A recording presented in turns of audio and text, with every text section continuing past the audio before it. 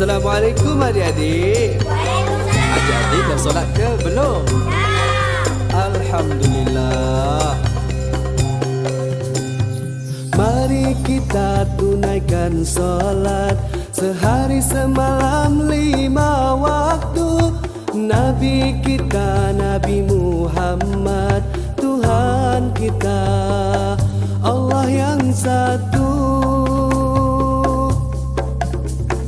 Mari kita tunaikan salat sehari semalam 5 waktu. Nabi kita Nabi Muhammad, Tuhan kita Allah yang satu. Salat subuh 2 rakaat. Bismillahirrahmanirrahim. Assalamualaikum warahmatullahi wabarakatuh. Alhamdulillahilladzi khalaqal mauta wal hayata liyabluwakum ayyukum ahsanu amala.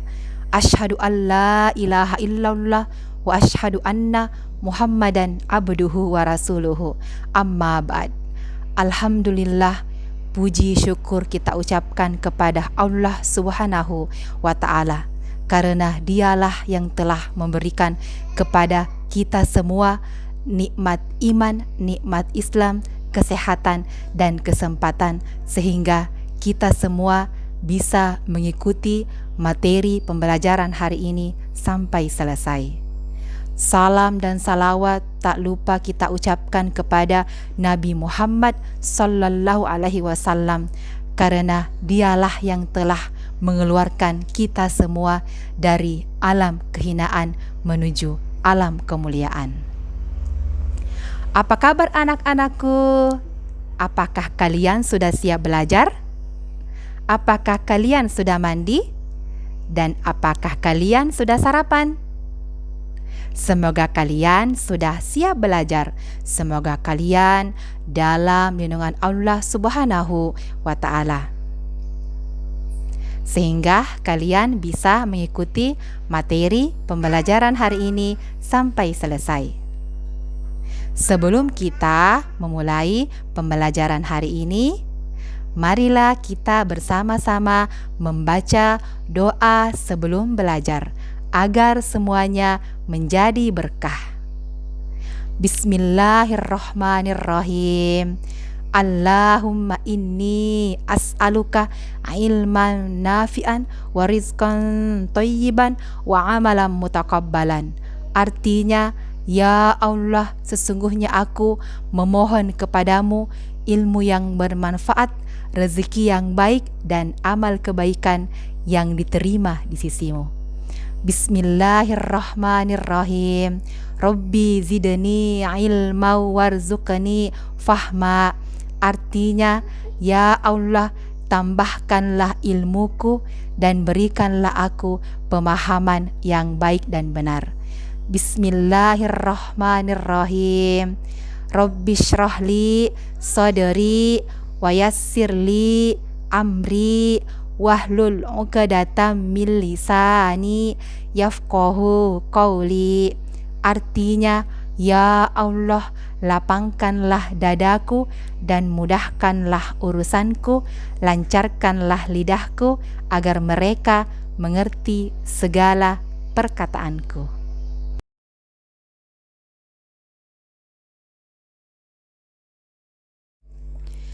C. Perilaku yang mencerminkan pemahaman ibadah sholat. Amati dan ceritakan gambar berikut. Gambar ini menceritakan seorang anak laki-laki dan anak perempuan mendirikan sholat berjamaah di dalam masjid. 1. Kebajikan terhadap sesama. A. Melatih kekompakan. Sholat fardu lebih baik dikerjakan secara berjamaah karena lebih utama dan pahalanya lebih banyak. Pada saat sholat berjamaah akan terlihat kompak. Seorang imam sebelum memulai sholat selalu memperhatikan kesiapan makmumnya.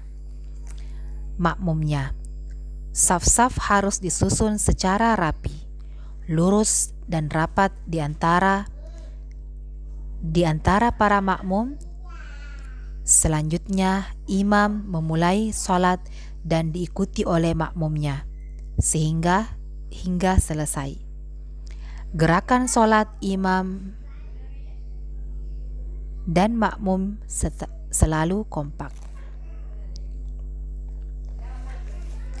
Kekompakan sholat tersebut dapat dijadikan teladan, misalnya kekompakan dalam kerja bakti, membersihkan sekolah. Ketika waktu bekerja bakti tiba, maka tak seorang pun yang duduk santai, mengobrol dan berdiam diri. Tidak boleh ada sebagian anak bekerja bakti, tetapi sebagian lainnya malas-malasan. Semua harus saling bahu-membahu agar tugas kerja bakti selesai dengan baik. B. Mematuhi perintah ketua kelompok. Dalam sholat berjamaah, imam selalu diikuti oleh makmumnya. Takbir, rukuk, sujud, tasyahud, dan gerakan imam lainnya setelah dipatuhi makmumnya. Sepanjang sholat imam benar, maka harus diikuti makmumnya.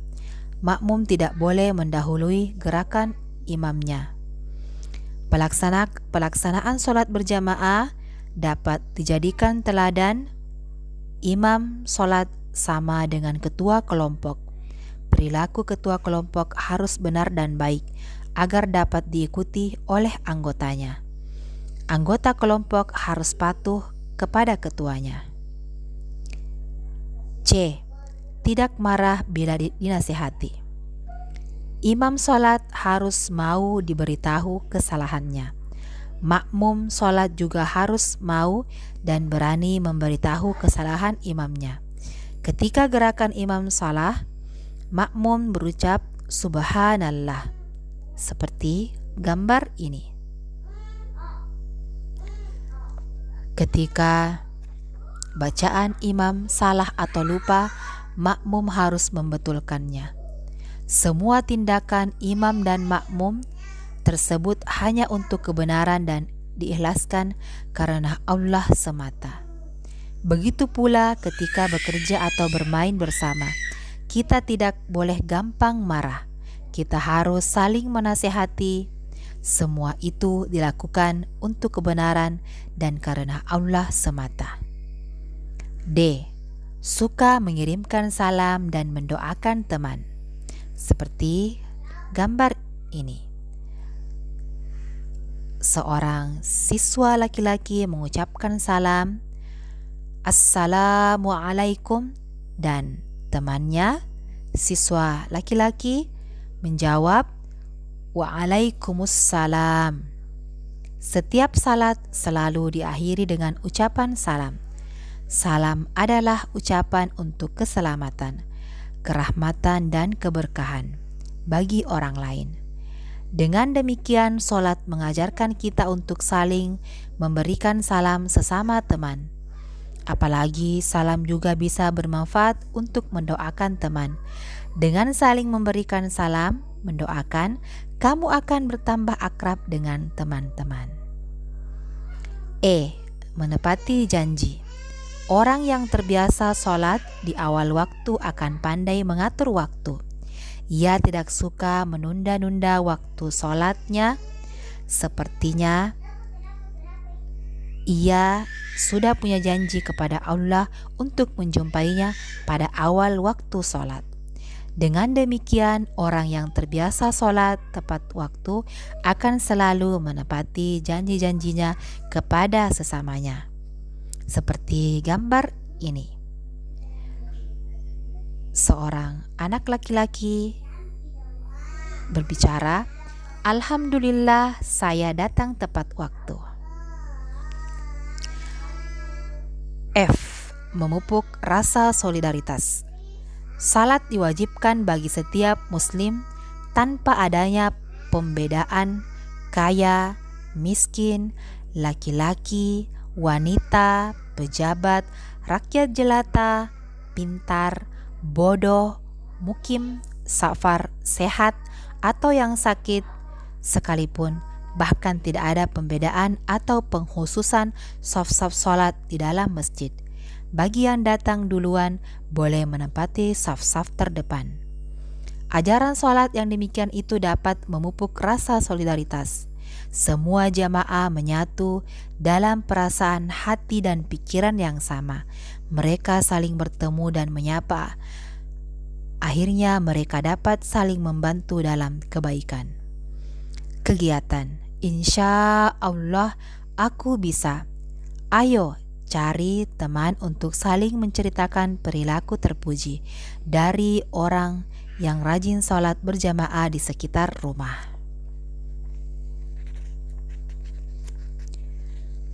Dua, menghindari perilaku tercela.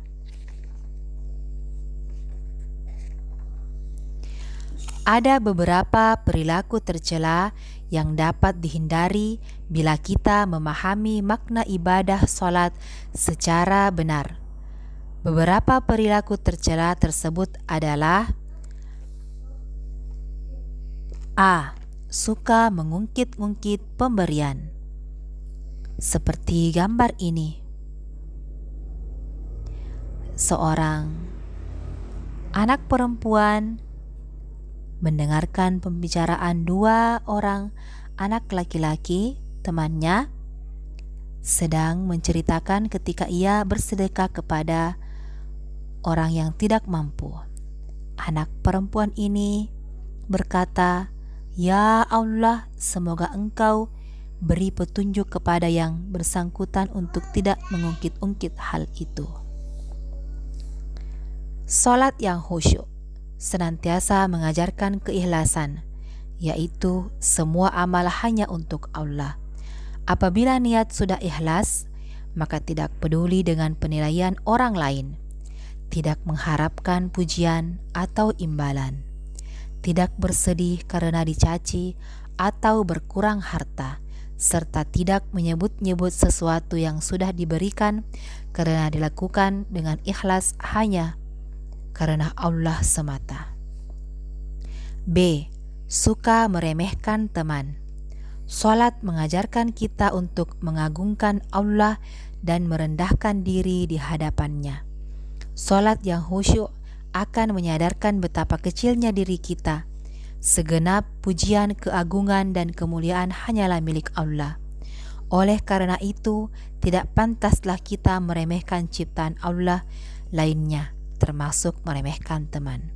Seperti gambar ini, seorang anak laki-laki meremehkan temannya.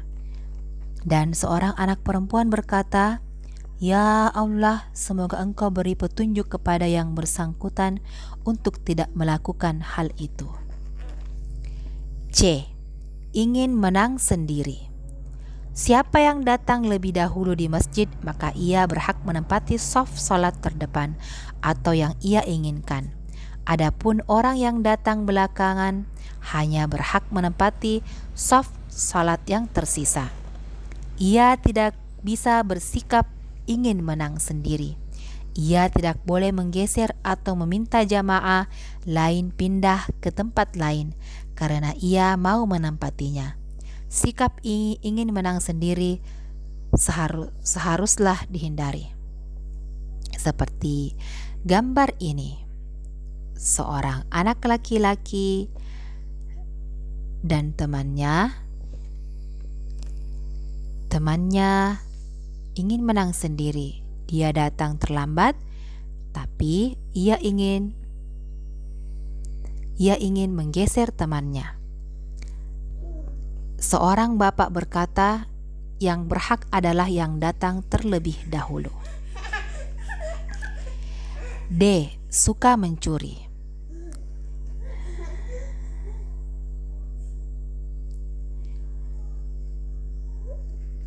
Gambar ini menceritakan seorang anak laki-laki mencuri barang milik temannya, dan seorang anak perempuan berkata, Jangan mencuri. Perbuatan itu dilarang dan tidak diterima oleh Allah Subhanahu wa ta'ala. Tatkala membaca doa iftitahi dalam salat, kita sebenarnya telah berikrar bahwa salatku, ibadahku, hidupku dan matiku hanya untuk Allah Subhanahu wa ta'ala. Selain itu, salat sebenarnya akan mencegah kita dari niat berbuat jahat, termasuk mencuri atau mengambil sesuatu milik orang lain tanpa izin.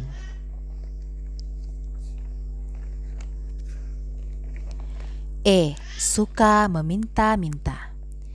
Gambar ini menceritakan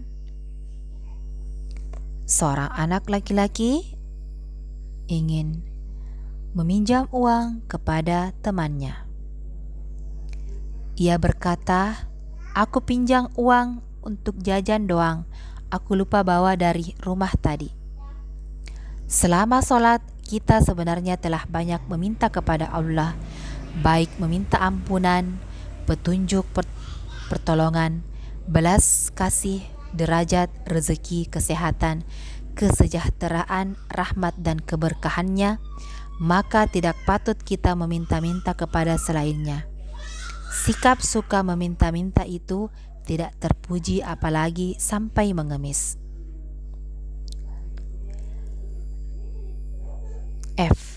Suka berbohong. Gambar ini menceritakan seorang anak laki-laki atau siswa laki-laki berbohong kepada temannya. Seorang siswi perempuan berkata, "Berbohong itu perbuatan yang dibenci Allah."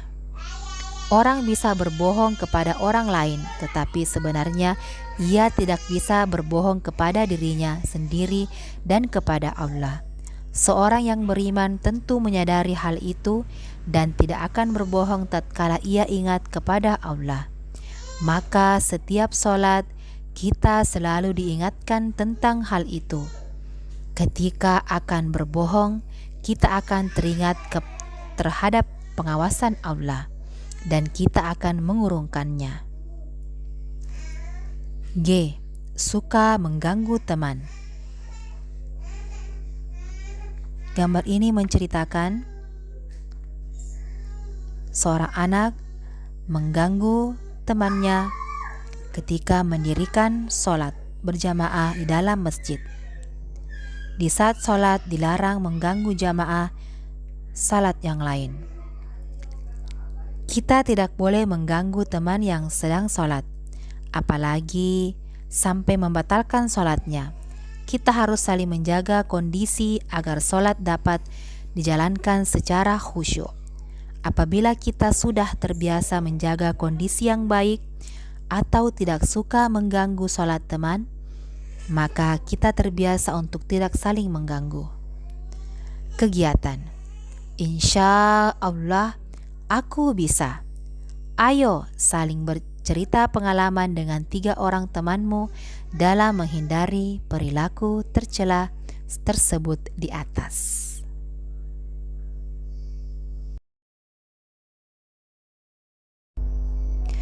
Alhamdulillah, cukup sampai di sini materi pembelajaran hari ini.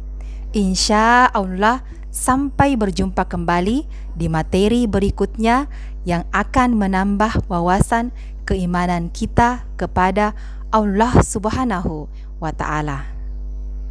Sebelum kita mengakhiri materi pembelajaran hari ini, marilah kita bersama-sama membaca doa keselamatan dunia akhirat. Bismillahirrahmanirrahim. Rabbana atina fid dunya hasanatan wa fil akhirati hasanatan wa qina adzabannar. Doa kedua orang tua. Bismillahirrahmanirrahim. Allahumma gfirli waliwalidayya warhamhuma kama rabbayani shaghira. Doa terakhir, doa kafaratul majlis, agar supaya dosa-dosa kita diampuni oleh Allah Subhanahu wa ta'ala. Bismillahirrahmanirrahim. Subhanakallahumma wa bihamdik asyhadu an la ilaha illa anta astaghfiruka wa atubu ilaik. Walhamdulillah, wassalamualaikum warahmatullahi wabarakatuh. Mari kita tunaikan salat sehari semalam 5 waktu.